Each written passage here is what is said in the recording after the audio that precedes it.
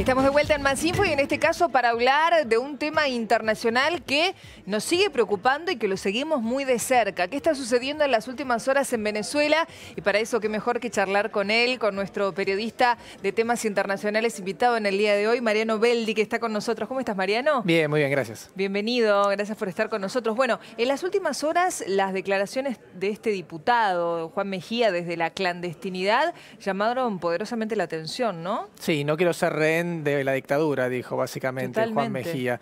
Juan Mejía es un joven diputado, apenas 32 años, pertenece al partido de Leopoldo López, el dirigente que estuvo preso muchos años y ahora está, no diría hospedado, es el término, que sea muy cuidadoso con las palabras. En la Casa de España. Exactamente, en la Casa de la Mejor de España.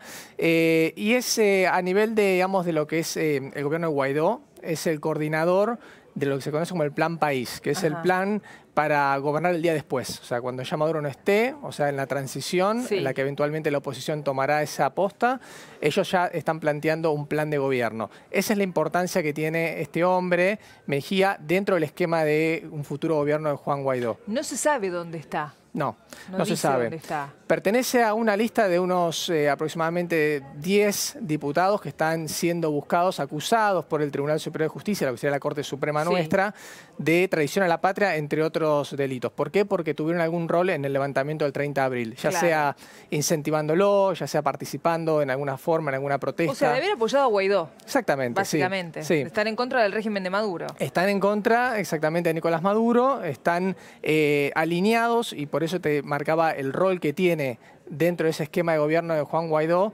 este hombre en particular, Mejía, en lo que sería la primera plana o la primera línea a nivel político.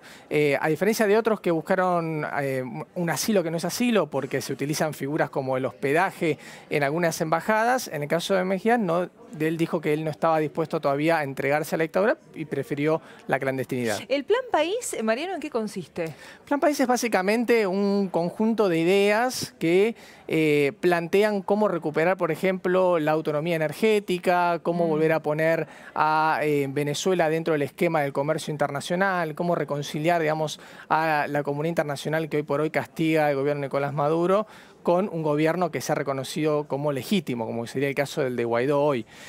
Lo que pasa es que Guaidó no tiene el control de los resortes del Estado más allá de lo que es la Asamblea Nacional, el Congreso, básicamente. Y hay una segunda etapa de ese Plan País que tiene que ver con la búsqueda de inversiones, la búsqueda de fondos para poner de pie nuevamente a Venezuela. Y es donde entra en juego la comunidad internacional. Y ahí es donde la Argentina, por ejemplo, es un país que ha creado hace muy poquito la unidad Venezuela dentro de Cancillería, busca de alguna manera colar algún tipo de interés dentro de ese futuro esquema de gobierno. Mirá, esto es interesante. En Cancillería se creó hace muy poco Unidad Venezuela. Sí.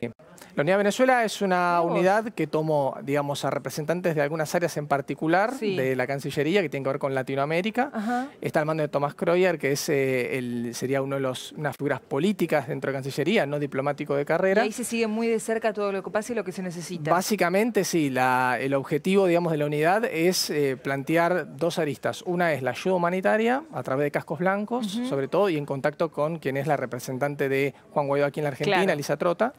Y la segunda, un plan a futuro, dentro del cual ingresa ya la interacción con muchos ministerios. El Ministerio de Modernización, lo que era el viejo Ministerio de Modernización, el Ministerio de lo que sería Economía, toda la zona, todo lo que es producción. ¿Y en otros países pasa algo similar?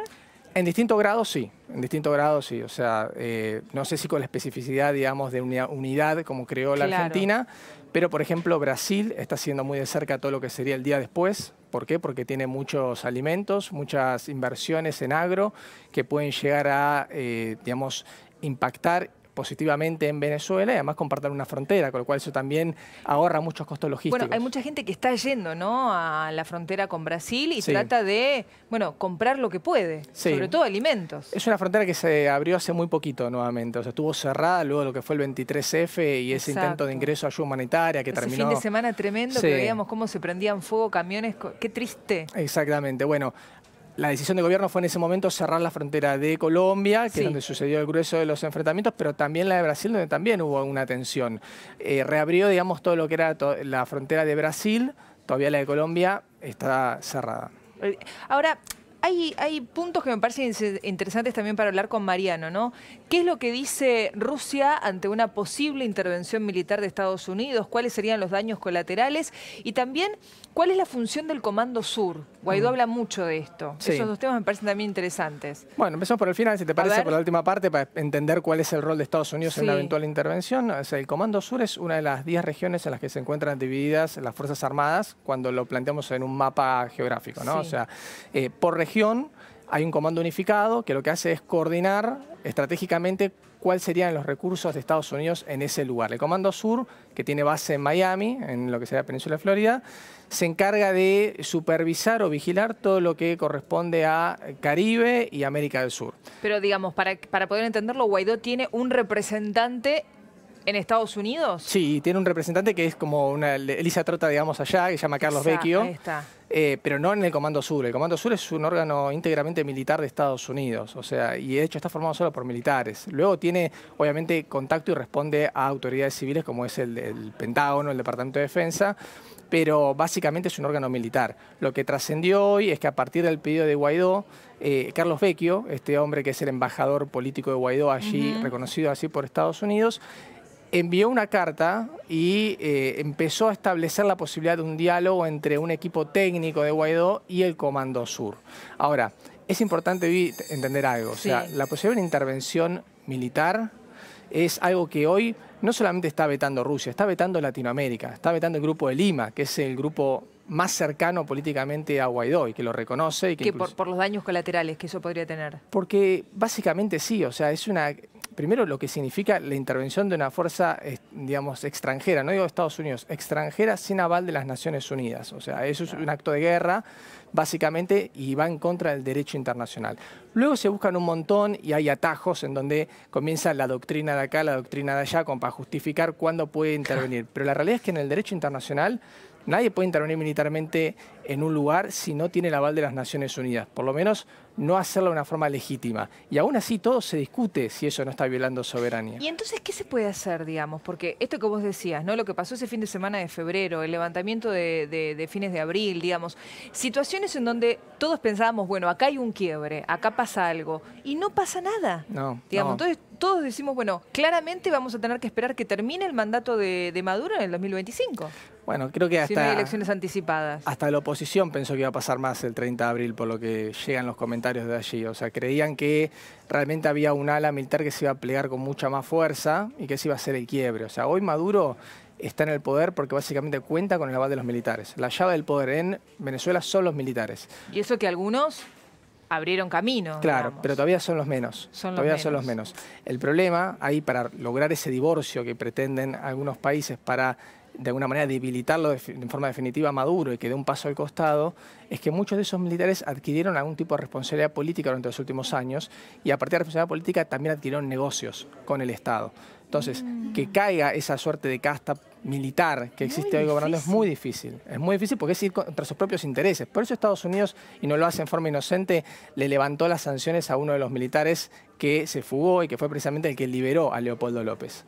Mirá, que de hecho, bueno, estuvimos hablando acá largo y tendido de ese tema con Inés Capdevila y ella decía, no se sabía a ciencia cierta qué iba a pasar con ese militar, ¿no? Porque la verdad es que se arriesgó muchísimo. Sí, y de hecho fue buscado intensamente y reapareció el fin de semana en Estados Unidos en un video en el cual él daba a entender que su accionar, a su manera de verlo, no era contra su juramento, no era contra, digamos, ir contra la patria, no era una traición, sino que él entendía que tenía que actuar de esa manera porque se estaban violando distintos derechos en Venezuela. Recién lo nombrabas a López.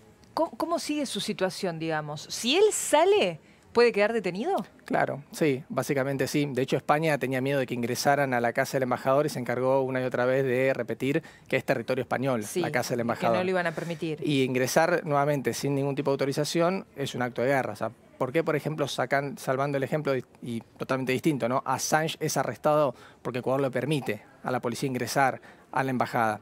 En este caso, básicamente la residencia... Sin permiso no se puede. No, es un acto de guerra, es una invasión a un territorio extranjero.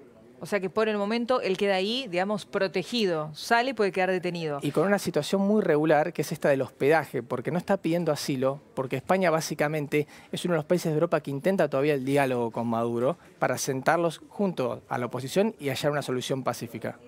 O sea que no podemos hablar de asilo político. No. Bueno, en la Embajada Argentina, en la casa de la Embajada Argentina, mejor dicho, ahí en Caracas, también hay un diputado que es acusado por traición a la patria, Richard Blanco, y también el otro día hablando con el embajador me recalcaba, no es asilo. No es asilo. No es asilo.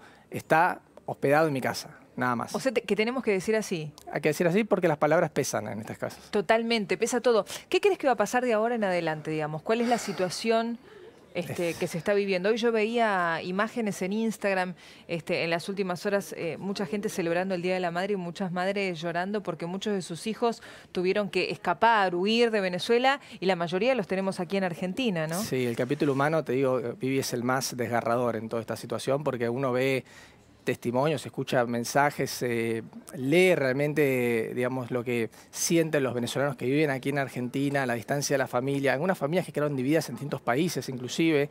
Algunos están aquí en Argentina, otros siguen allí en Caracas, otros se fueron a Miami, otros se fueron a Madrid. O sea, la familia está dividida en distintos lugares del globo.